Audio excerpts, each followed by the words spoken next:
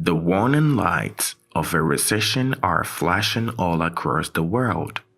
The recession we need to have? Actually, I wanted to say, a recession may be around the corner. Don't panic. Wall Street is on the verge of exploding. To combat inflation, central banks are raising interest rates, and the supply chain issues that began in 2020 are being compounded by global instability. Last month, Deutsche Bank economists predicted that we will get a catastrophic recession, stating out the more negative position on Wall Street. The attitude in financial markets has been recessionary, according to the Bank of America, which is still pessimistic but less so. Goldman Sachs is one of the most upbeat of the large banks, but it's not all sunshine and roses. It's recently stated that the tight labor market has significantly increased the probability of recession. Meanwhile, the Bank of England hiked its benchmark interest rate by a quarter percentage point recently, warning of double-digit inflation and a probable recession. China's economy, the world's second largest, is slowing, posing a threat to global growth. In addition, Russia's intervention across Ukraine is driving up energy and food prices in the EU and abroad. The recent rise in inflation, if history is any guide, signals we are headed for a recession.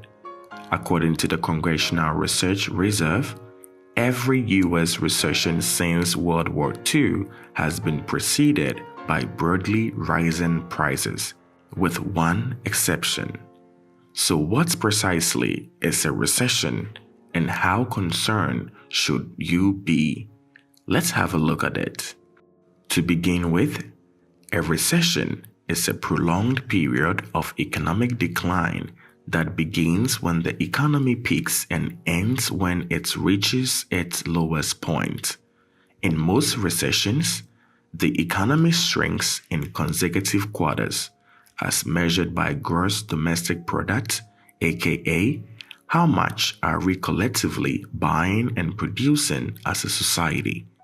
However, there are outliers, like as the brief and extremely severe recession that the United States experienced during the early months of the pandemic, and anyone who isn't an economist or a politician who is just as interested in avoiding the R word as anyone on Wall Street isn't going to understand what that technical classification means.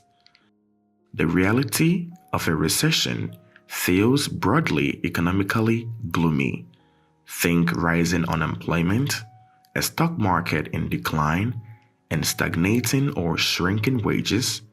People often rein in spending as gloom sets in, giving recession a psychological component that can be hard to shake. For example, technically, the Great Recession that began in 2007 lasted just 18 months, but the impacts of the crisis weighed on consumers far longer. Hysteresis is the term economists use to describe this lasting influence, particularly in the labor market. The recession of 2020 was brief, but its huge layoffs and furloughs, as well as a rapid move to working from home, broke earlier notions about work's value and purpose. Workers' discontent with their employment has sparked a worldwide campaign to find something better, termed the Great Resignation. Now that we know what a recession is, let's look at the origins of a recession.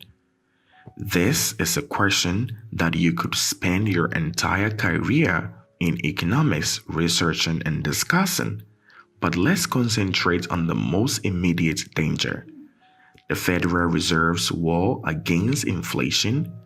One of the peculiarities of our modern capitalized system is that when the economy becomes too strong, officials must purposely harm it to prevent it from going completely off the tracks.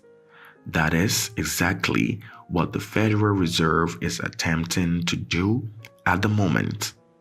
The Federal Reserve hiked its key interest rate by a half percentage point, the first time it had done so in 22 years.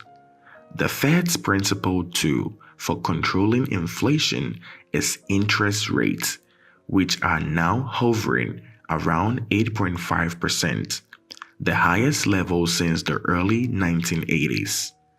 However, forecasting economic expansions and recessions is notoriously difficult, and the Fed has a track record of failing miserably, taming its interest rates just enough to elevate the pressure on prices, but not too much.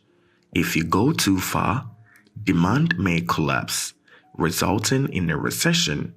If you do nothing, prices would likely continue to rise, resulting in a recession. A soft landing is the ideal scenario in which consumer prices fall and economic growth continues at a steady pace. Then, how should you prepare? First and foremost, don't panic. Even if a recession is unavoidable, no one knows how severe it will be. But it's never a bad idea to prepare for the worst. Here are some few strategies to protect your finances from a downturn. According to the financial advisors, now is the time to secure a new job. It's a job seeker's market with ultra low unemployment and plenty of openings. In a downturn, this might swiftly change. Profit from the housing boom. If you've been debating whether or not to sell your property, now is the moment to do it. Home prices in the United States have risen about 20% year over year, but mortgage rates have risen as well, putting a damper on demand.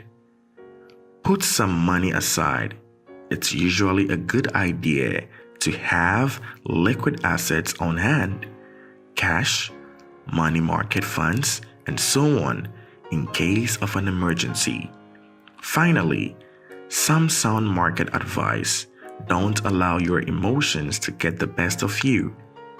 And even experts' perceptions of the market are frequently incorrect.